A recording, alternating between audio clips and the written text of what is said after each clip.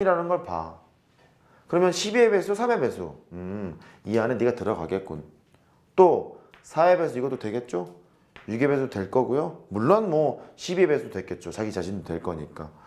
이런 식으로 나열할 수 있을 거니 여기에 있는 이 K라는 놈의 정체는 앞에 있는 10이라는 것의 약수가 되겠구나. 이런 걸 처음에 먼저 써버릇 하는 거야. 이런 기본적인 문제를 풀 때는 괜찮은데 사점으로 가서 이제 뭐 서울시교육청에서 3월달에 낸 거를 보면은 이렇게 좀 얘를 좀 구조 분석 좀 잘 돼야 서술할 수 있는 게 좀 나왔기 때문에 그렇게 할 필요가 있고. 그럼 얘가 이제 이런 거네요. 12의 배수의 집합이 있어요. 18의 배수의 집합이 있어. 12의 배수의 집합을 일단 얘가 포함하기 위해서는 12의 약수들을 가지고 있어야 된다는 얘기고, 얘도 18의 배수의 집합이 포함되려면 18의 약수를 가지고 있으라는 소리예요. 그러면 10이랑 18의 공약수들로 막 있을 거 아니겠냐 얘가. 있는데 그걸 최대값을 구하라고 했으니까 오케이 최대 공약수라고 하면 됐던 거예요. 자, 최대 공약수 영어로, 최대 공약수 영어로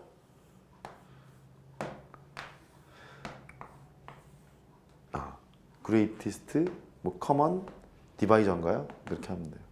GCD 최대 공약수 이제 하시면 됩니다. 최소 공배수는 LCM? 초등학교 때 하지 않니? 아니에요? 안 하나요? 리스트 커먼 뭐 멀티플리케이션인가요? 뭐 그렇게 하면 돼요. 아, GCD LCM 안 하니 요즘엔? GL 이렇게? 그것도 편하겠다. G 그레이티스트 최대 공약 쓰겠지. 최대 공배수를 하겠어요? 무한대인데 애매하잖아요, 그렇죠? 리스트 최소 공배수 중에 제일 작은 거 하겠지, 그죠? 그게 훨씬 난데요? 그런 걸로 해요, 아무튼. 그렇습니다. 중요한 거 아니니까. 갑자기 생각나서요. 해요. 41번. 내가 이렇죠. 그래요. 그러네. 취업 얼마나 하면 되네. 그러네요. 1-41번. 자연수 전체의 집합 N에서 자연수 K의 배수의 집합을 AK라고 한답니다. AK. 배수의 집합이랍니다. A에 4가 있고 교집합 A에 6 이렇게 있다는 거예요.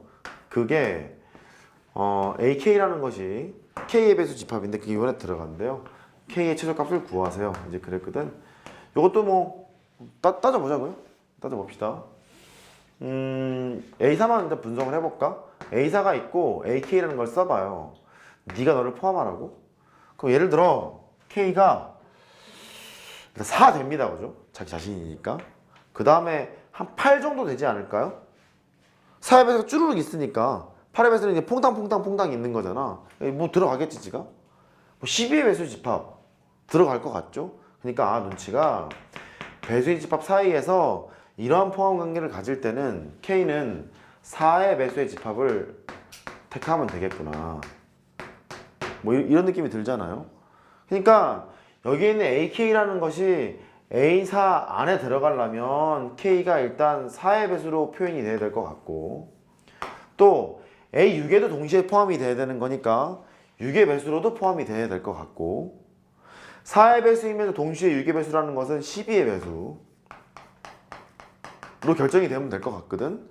근데 그 중에서 최소값을 구하라고 했으니까 그래 최소 공배수 L 10이라고 택하면 되지 않을까. 이런 식으로 추론을 몇 번 해본 다음에 가버릇 하시죠. 됐죠? 오케이, 그렇게 추론을 해서 가보는 것으로 하시고, 그러면 집합이라는 단원에서 다뤄야 될 것들을 다 다뤘습니다. 명제합시다. 이제 가요, 명제. 나머지는 일단 너희들한테 맡기고 질문 받아가면서 해보죠. 뭐 명제합시다. 자, 명제의 기본. 아까 얘기했던 그겁니다. 명제 문제를 풀 때는 진리집합의 포함관계로 모든 걸 다 해결한다. 진리집합의 포함관계로 모든 걸 다 해결한다. 말씀드렸던 게 있죠. P라는 P이면 Q이다. 참이래. 뭐 자연수는 정수이다. 참이라고 하면 진리집합 P, 진리집합 Q를 통해서 포함관계로 해석을 한다. 요들이고, 원명자가 참일 때 도형제도 참이니까 not Q이면 not P도 참이라는 것도 다 진리집합의 포함관계로 설명 가능함. 얘는 Q가 아닌 겁니다. 얘는 P가 아닌 겁니다. 애초에 포함계 이랬을 거니까 얘가 이렇게 된다는 것도 알 수 있는 거잖아요. 그죠? 그러니까 너에서 너를 끌어낼 수 있고, 따라서 너랑 너는 같은 소리겠구나, 그거를 유도할 수 있다는 얘기죠. 그래서 명제 파트에서 나오는 모든 필요 조건, 충분 조건 이딴 것들이 나오면 진리집합을 가지고 놓으십시오. 진리집합을 구하셔서 하나씩 하나씩 따져보라는 소리입니다. 부등식의 영역이랄지 아니면 일반적인 부등식이랄지 연계돼서 나오니까 그렇게 꼭 진리집합의 포함관계로 하셨으면 좋겠고, 그 진리집합의 포함관계로 나타나는 게 좀 불편한 경우가 있어요.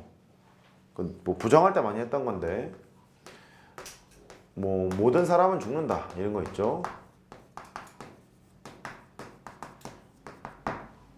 그러니까 명제라는 거는 항상 가정이란 결론으로만 이루어져 있는 건 아니거든요. 아니어서 뭐 모든 사람은 죽는다 이 부정을 해보래요. 이렇게. 그러면 모든 사람은 죽지 않는다가 아니잖아요. 모든 사람은 죽는다의 부정은 죽지 않는 사람이 존재만 하면 되는 거잖아. 이 말을 적어도 한 명은 죽지 않는다 이렇게 얘기하거나 죽지 않는 사람이 존재한다 이렇게 얘기하는 거잖니? 이해된 거죠? 여기 부정을 해보면 적어도 한 명은 죽지 않는다 이렇게 해석을 해야 될 거고, 또 죽지 않는 사람이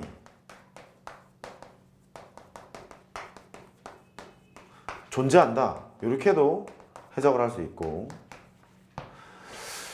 우리가 보통 집합을 배웠을 때 배웠던 패턴은 모든의 부정은 어떤 도로 해 이렇게 배웠거든요. 그대로 내려가겠죠. 어떤 사람은 죽지 않는다 이렇게 여러 가지 문장으로 서술을 할 줄 알아야 돼요. 오히려 얘가 좀 덜 나오는 편이고, 오히려 이렇게 해석하는 것보다 이렇게 해석하는 것이 경우의 수를 구할 때나 실제 문제를 풀 때 도움받을 때가 더 많거든요. 그러니까 그거는 좀 명확하게 하자고요. 명제에서 이제 표현을 해보면 이렇게 했죠. 모든 x가 p라는 것의 이제 원소래요. 진리집합 p라는 것의 원소랍니다. 이 뜻은 지금 뭐냐면, 쓰지 마십시오. p라는 진리집합 안에 모든 게 원소가 다 들어갔다는 소리거든요. 이렇게 위에 있는 문장처럼 모든 사람은 죽는다는 뜻은 이 p가 죽는다는 집합일 테고 모든 원소가 다 들어간다는 이 뜻이에요. 그럼 너의 부정을 하라는 소리는 p가 아닌 집합에 여기에 있는 원소가 속하게만 하면 되는 거잖니. 그러니까 x가 p가 아닌 집합에 있게만 하면 얘는 부정입니다 그 뜻이라고. 그래서 그렇게 나타내는 거예요. 얘처럼 적어도랄지 죽지 않는 것이랄지 어떤이랄지 이렇게. 그럼 애초에 이 명제 모든 사람은 죽는다 혹은 모든 x가 p에 속한다 이 소리는 p라는 진리집합이 전체집합과 같아 이런 뜻을 가지고 있거든요. 그러니까 이 모든과 어떤으로 출발하는 명제 또한 진리집합의 포함관계로 설명할 수 있다는 뜻이에요. 여기까지 됐죠? 그래요. 또 보면 어떤 x가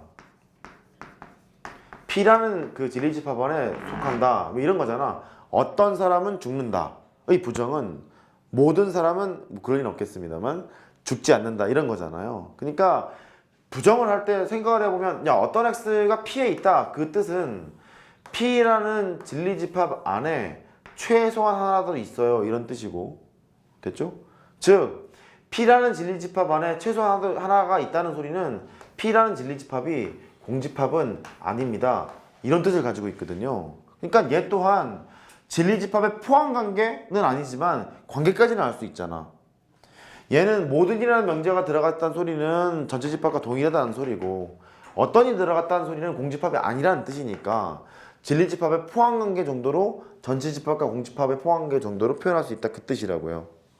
이해됐죠? 그래서 모든과 어떤으로 나와 있는 이런 문장, 이런 명제를 보더라도 진리집합의 포함관계로 설명할 수 있고, 모든이라는 것은 전체집합과 동일합니다 그 뜻이고, 어떤이라는 것은 공집합이 아니야 이런 뜻이구나 그렇게 기억하고 있으면 모든 명제는 진리집합으로 하지 않으면 안 되겠구나 이런 느낌은 들 거라고.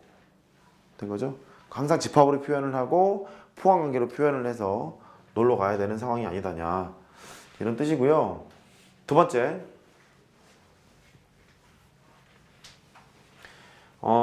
필요조건, 충분조건, 필요충분조건 아까 말씀드렸고 역은 뒤집는 거죠. P면 Q이다 그러면 역은 뭐 Q면 P다 이런 거고요. 그러니까 E는 모르죠. 역은 알죠, 그죠? 역하고 대우만 알면 되거든요. 역은 뒤집으면 되는 거고 대우는 뒤집은 다음에 부정을 하나씩 하면 되는 거고요. 그래서 부정인 명제를 구하는 것이 이제 몇 개 나오죠. 두 번째로 가면 부등식의 증명이 있죠.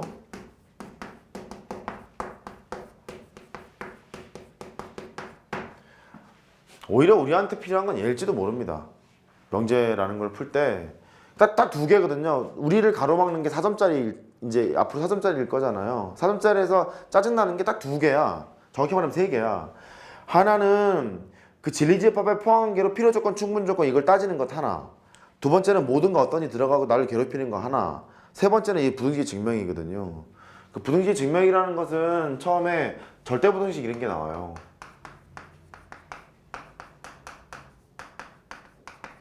첫 번째 패턴 ax제곱 더하기 또 틀리지 말아라. 틀리지 마세요. 몇 차식이에요?